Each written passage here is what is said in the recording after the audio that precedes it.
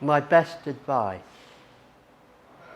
My best advice is to do nothing. For doing nothing does increase options.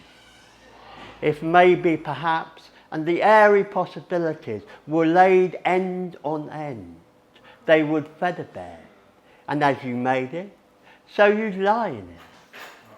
You may rest assured that should the worst happen, storm clouds are cosy metaphors.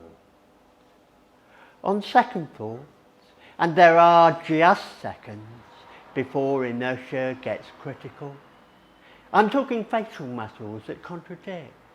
I'm springing leaks of self-inflicted energy. There's a body of opinion that maintains that the blunders we will make are all monumental. This is a slur on St. Paul. No one gives the preaching apostle a break, and he thought he was safe as light and stone. In spite of this, I'd recommend suspended judgment, suspended animation.